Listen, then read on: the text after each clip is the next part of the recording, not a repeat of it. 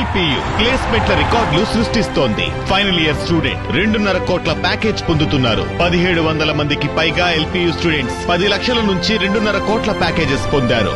విద్యా విప్లవం ప్రారంభమైంది లవ్లీ ప్రొఫెషనల్ యూనివర్సిటీలో. లిక్కర్ కేసులో మరో ఇద్దరిని అదుపులోకి తీసుకున్నారు ఏపీ సిట్ అధికారులు. మధ్యప్రదేశ్ ఇండోర్లో నవీన్ బాలాజీని అదుపులోకి తీసుకున్నారు. అదుపులోకి తీసుకున్నప్పటికీ ఇంతవరకు కోర్టులో హాజరుపరచలేదు.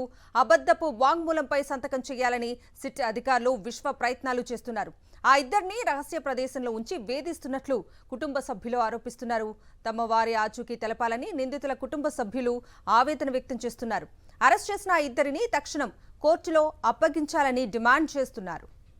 ఇదే అంశానికి సంబంధించి పూర్తి అప్డేట్స్ మా ప్రతినిధి సతీష్ అడిగి తెలుసుకుందాం. సతీష్,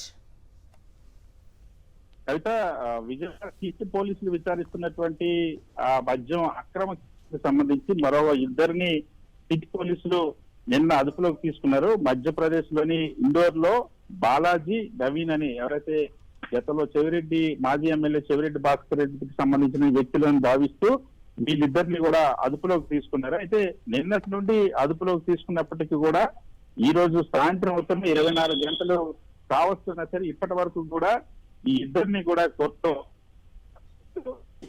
కార్యాలయంలో కూడా రాలేదు.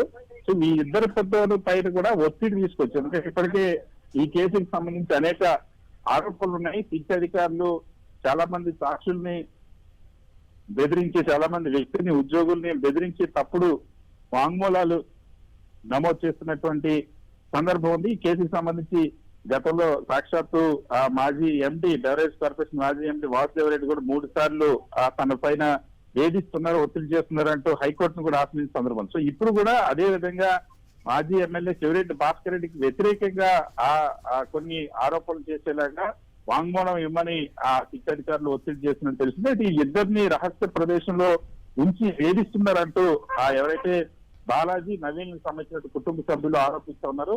తమ వ్యక్తులకు సంబంధించినటువంటి తమ కుటుంబ సభ్యులకు సంబంధించిన ఆచూకీ తెలపాలని ఆ బంధువులు కోరుతున్నారు. కానీ ఇప్పటి వరకు కూడా కోర్టులో వాళ్ళు ప్రొడ్యూస్ చేయలేదు, కోర్టులో హాజరుపరచలేదు. ఈ కేసుకి సంబంధించి పోలీసులు అనేక అనుమానాలు వచ్చేలాగా వ్యవహరిస్తున్న నేపథ్యంలో ఈ ఇద్దరిని తక్షణమే కోర్టులో హాజరుపరచాలని ఆ కుటుంబ సభ్యులు కోరుతున్న పరిస్థితి.